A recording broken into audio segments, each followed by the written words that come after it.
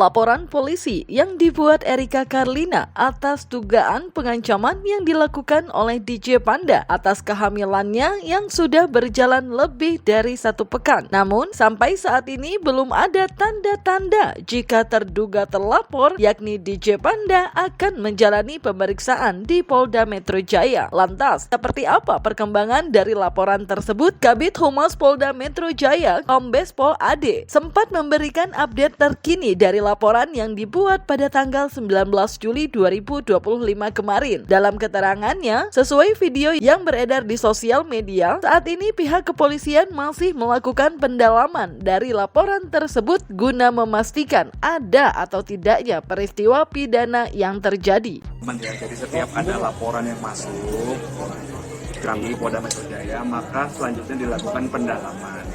Pendalaman adalah bagian dari tahap penyelidikan untuk mengetahui atau dicari, diusut apakah peristiwa yang dilaporkan itu adalah peristiwa pidana atau tidak. Ini masih proses. Jadi dimulai dari pelapor, korban, kemudian saksi-saksi dari pihak pelapor, kemudian barang bukti. Itu tahapan pendalaman dalam klarifikasi dalam tahap penyelidikan. Nanti baru jika ada terlapornya masuk kepada pihak terlapor, saksi-saksi. Erika Karlina sebagai saksi pelapor sekaligus korban sudah lebih dulu menjalani proses pemeriksaan pada Kamis 24 Juli 2025 kemarin. Tak cuma memberikan keterangan, Erika Karlina juga membawa 2 saksi sekaligus sejumlah barang bukti guna memperkuat laporannya ke pihak kepolisian. Bahwa benar telah hadir di Polda Metro Jaya di SPKT seorang perempuan dengan inisial ECBS, ya, seorang perempuan dengan inisial ECBS yang mana beliau melaporkan perbuatan memaksa dengan ancaman kekerasan dan atau mendistribusikan informasi atau dokumen elektronik yang menghasut kebencian pada orang lain dan atau mengungkap data pribadi yang bukan miliknya. Ya, dilaporkan, kalau kejadiannya dilaporkan tanggal 21 Juni 2025, namun melaporkan kejadian tersebut untuk membuat laporan polisi pada tanggal 19 Juli 2025. Datang untuk melanjutkan proses hukum yang emang sudah berjalan, ngasih bukti-bukti juga pengancaman yang berbahaya untuk janin aku, sama ada saksi-saksi yang bersedia banget untuk jadi saksi salah satu yang ada di dalam grup ini. Mungkin Oke, kronologinya memang aku emang menutupi kandungan aku memang sampai 9 bulan ini. Cuman karena adanya pengancaman ini, jadi aku harus mau nggak mau demi janin aku harus ngomong juga. Jadi makanya aku bawa ke jalur hukum. Ini pengancaman, apakah DJ Panda sendiri yang mengancam atau? Yes. Penggiringan opini, ujaran kebencian, pengancaman, bentuk dari data pribadi juga, data pribadiku juga disebarluaskan. Itu semua asalnya dari dia. Jika Erika Karlina sudah memberikan klarifikasi terhadap laporannya sambil menyertakan saksi dan barang bukti ke pihak kepolisian, lantas kapan DJ Panda akan menjalani pemeriksaan? Tapi ada kapan dipanggil, Pak? Ya, nanti itu akan dijadwalkan oleh penyidik. Tahapannya itu.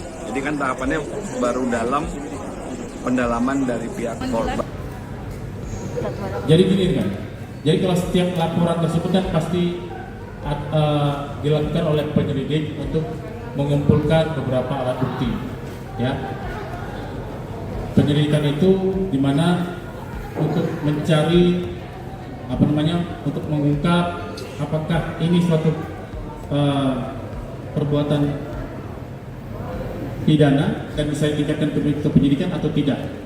Jadi akan ada nanti undangan-undangan atau panggilan-panggilan kepada saksi-saksi yang sudah disebutkan oleh pelapor dalam hal pelaporan ini. Ya. Terlepas dari belum adanya jadwal pasti kapan DJ Panda akan dimintai keterangan, publik justru kini sedang sibuk mencari bukti tentang adanya dugaan tindak pengancaman DJ Panda di grup fanbase-nya yang sampai membuat Erika Karlina merasa keamanan diri dan janin dalam kandungannya terusik. Roy Sakti, salah satu pihak yang sejak awal menaruh perhatian kasus terhadap polemik permasalahan yang melibatkan Erika Karlina dan DJ Panda, bahkan sampai sempat membuat sayembara dan siap memberikan hadiah uang bagi siapa saja yang bisa memperlihatkan bukti adanya pengancaman yang dilakukan DJ Panda terhadap Erika Karlina.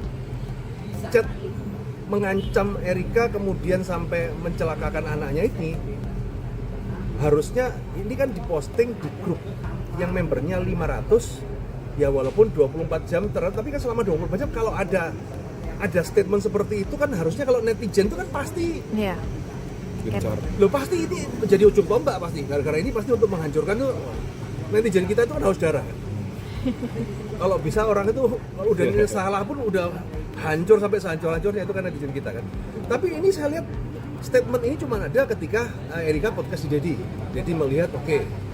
Tapi ketika saya tanya kepada netizen ya, nah saya tanya itu kenapa? Karena DM saya itu sekarang itu pendukungnya si Panda itu DM saya semua gitu, jadi kan saya tahu ini kan ada nggak ini statement ini sampai detik ini, bahkan saya kemarin tuh sampai bikin sayembara kalau ada gue kasih 2 juta deh. Sampai hari ini nggak ada, belum ada yang ngasih nggak ada yang ngasih. Nah ini kan nggak ada ya, aku nggak tahu kemungkinan, tapi kenyataannya dia dan bentuk ancamannya, bentuk terornya juga udah aku dapetin gitu, dan semua buktinya ada. Diketahui, Erika Karlina tak hanya melaporkan DJ Panda berkaitan dengan dugaan pengancaman yang terjadi. Dalam rilis perkara yang sudah dilakukan pihak kepolisian, Erika Karlina juga mempermasalahkan adanya data pribadi yang disebarluaskan oleh DJ Panda di grup fanbase-nya. Di sisi lain, DJ Panda sebagai terduga terlapor dalam sebuah kesempatan sudah menyatakan siap bertanggung jawab terkait masalah hukum atas laporan yang dibuat oleh Erika Karlina. Untuk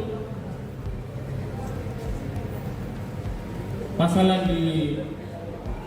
diterapkan, yang dilaporkan adalah perbuatan tidak menjalankan Undang-Undang Nomor 1 Tahun 1946 tentang KUHP sebagaimana dimaksud dalam pasal 335 dalam pasal 28 dan atau pasal 28 ayat 2 junto pasal 45 Undang-Undang ITE dan atau pasal 65 ayat 2 Undang-Undang Nomor 27 Tahun 2022 tentang perlindungan data pribadi.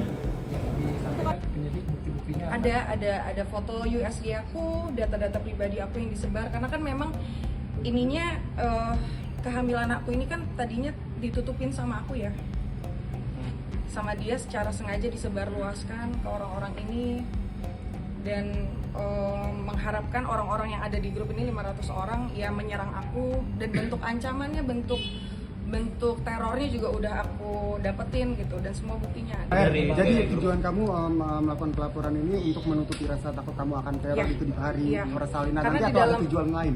Karena di dalam grup itu sudah terlontarkan di bulan Agustus mereka akan menyerang akun aku. Bahkan di 21 Juli itu aku udah kena serang kok dari DM yang datang. Aku juga bingung kenapa orang-orang bisa tahu aku hamil. Itu yang pertama. Ternyata asal muasalnya dari grup itu. Gitu. Jadi kemarin sudah kita ngobrol, dia siap kalaupun sampai terjadi apa-apa dia menyesal dengan segala konsekuensi, kalau hukumnya berlaku pun dia siap. Itu yang diomongin ke saya, dan itu juga yang disarankan ke papanya. Udah, kamu jadi lelaki harus tanggung jawab. Kalau memang salah. Kalau memang ini ya udah siap. Berarti bisa dibilang DJ Panda siap untuk melakukan proses hukum ya, Pak? Ya. Cuma kan kalau namanya melapor itu kan semua orang itu kan bisa melapor. Cuma nanti kan kita tunggu apakah laporannya itu naik dari lidik ke sidik, kemudian ditetapkan tersangka, itu kan masih tunggu. Mengenai ancaman itu, saya tidak bermaksud dan saya terpicu dari postingan Erika. Tapi di sini saya benar-benar salah sudah melontarkan kata tersebut. Sekali lagi saya minta maaf untuk Erika karena saya ceroboh dalam berkata-kata dan saya menyakiti hati Erika atas semua kecerobohan saya ini.